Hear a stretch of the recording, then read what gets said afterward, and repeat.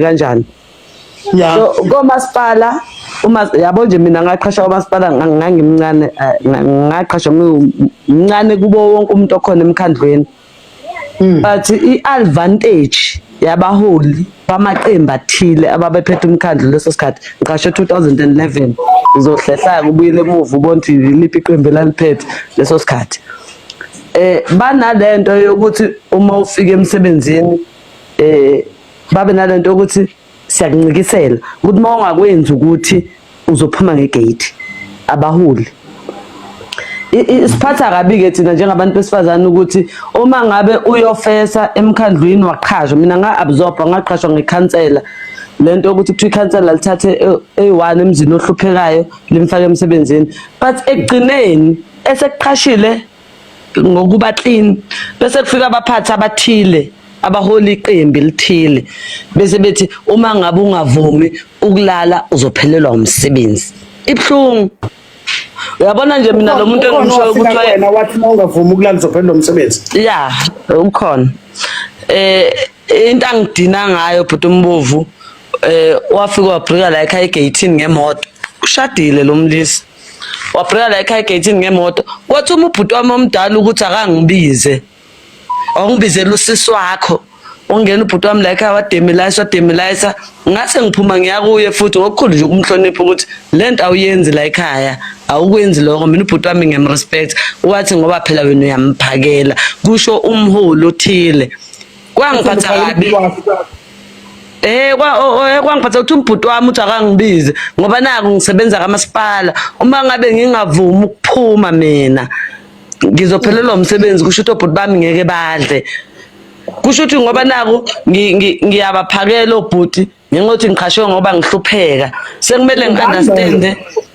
Hayi webhuti uMbovu ngiyeza kuleyo kamasipala noma uyikhansela uyini njengamanje uyi-politician umasipala hayi Newcastle useThekwini kodwa umakhelwane wami ngiyacabanga ukuthi ukhona la ku-live uzobona. Ngizokutshela egcina ubani because anginayo lento yokuthi imfihlo bhuti uMbovu lento yasihlukumeza egcineni kubonakala ngazuthi kamasipala ungene ngoba naku ulalile ngenxa yokuthi ama-politician athile anamandla phezu kwethu ayakwazi ukuzobhrika emakithi IFP uDA kwi-ANC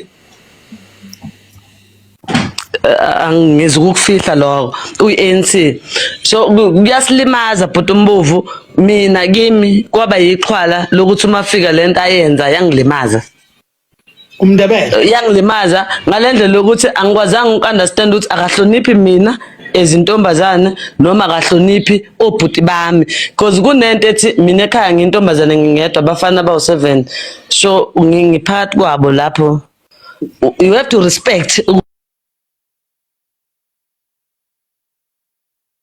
ukuthi ngumbali mina futhi umama indlela angikhulise ngayo futhi ulungisele but sabantu besilisa eSouth Africa siyaxolisa kakhulu indlela ayiphatha ngayo yakhombisa ubulwane siyabelieve ukuthi kubona bonke abantu besilisa abanapha ngaphandle kuyashelwa amadoda futhi nendlela oyiphatha ngayo angazi awuvanga umthathele inyathela ayithi ushuma afika Mndebele azange nalokuthi umakhelwane wami mina sakhelene bhuti uMbovu yeso but angalo ukuthi kuyashela fine singasho sithi uyashela but awunalo ilungelo bhuti uMbovu lokuthi mawushela mina bese ungahloniphi obhuti bami. The only thing engilwa nayo ukuthi kusasa uma ngabe omakhelwane sebethuka mina bethi vele nina nalala kuze ningene emkhandlweni vele obvious bazovumelana naleyo nto cause iyabhrika la i-double cap athuma ubhuti wami athi akangibize usithathaphi isibindi sokuthuma ubhuti wami uthi akangibize iyasilima yabona nje bhuti uMbovu ngikutshela mina into eyi-1 la esadini ngike ngathuka ngaleyo nto kuthiwa wena vele kuzungene kamasipala walala just because ngoba yena wafika nama-bodyguard wame egeyithini wathuma ubhuti wami kwamele ngiphume for ukuhlonipha umfethu ukuthi vele usethumelile angithi uyayibona webhuti uMbovu mina ngithanda nabantu abanemali ngibalekela lokuthi umuntu onemali uyibone ngcono kunawe mina I rather take iphara emgaqweni ukuthi sikhulisane then ukuthatha umuntu onemali uthema iyenza lento yakhe yangilimaza emoyeni, yangilimaza emoyeni. Ndithiwa ngikwazi ukurequesta, ngani ngiyarequesta naye la ngekhona ku-live ukuze ngifuna ukumtshela ukuthi no asingaqambelana amanga. Abahloniphi abantu bama-high profile, abasihloniphi singabantu besifazane. Bese kuba ukuthi kuya ngokuthi wikhi kangakanani, yabo. Abasihloniphi ibhuti Mbovu ngale ndlela yokuthi uthuma imali phambili, uma uyithatha uzoyithatha. Mina angimphikisi usisi Ayanda mangabe ethi, yabo, mina emsebenzini ngisebenzela umasipala. Mina emsebenzini there's a time la engangishelwa khona umphathi wami oyengiphethe ku-department that time. But ngaba nayo lento ukuthi ngizomhlonipha kanjani uma sengimaze ngqunu, because angeke ngisakwazi ngisho ukuhlonipha laba bangaphansi kwakhe bhuti Mbovu. Mina nje indaba ka-ANC angihloniphi ngenxa yokuthi I know abantu bakhona ukuthi they use ukuthi nginani. Iyasilimaza ngicela ukuthi insolo ezenziwe against ubaba uMafika Mndebele sizomdlulisela lezi insolo sithi naye akeza azoziphendulela ngoba iyangiphatha kabi bhuti Mbovu, futhi ngisho bekuthiwa uyafisa ukuziphendulela.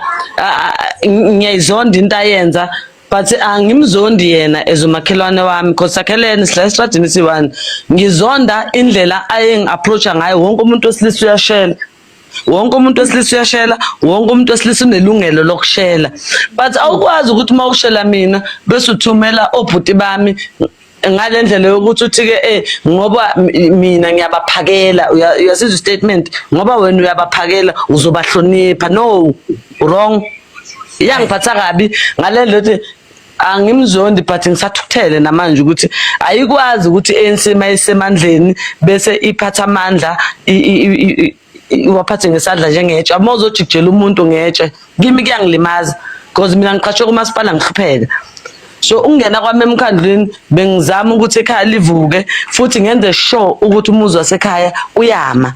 But ukuthi mawusumile wena usuzongigabisela ngokuthi ngoba nakho nokuthi kungiphatha kabi, kwangiphatha kabi. Futhi akuyeke mangabe ukuthi ulalela ulife, akuyeke angakusebenzisi nakomunye nakolandelayo because kuyasilimaza.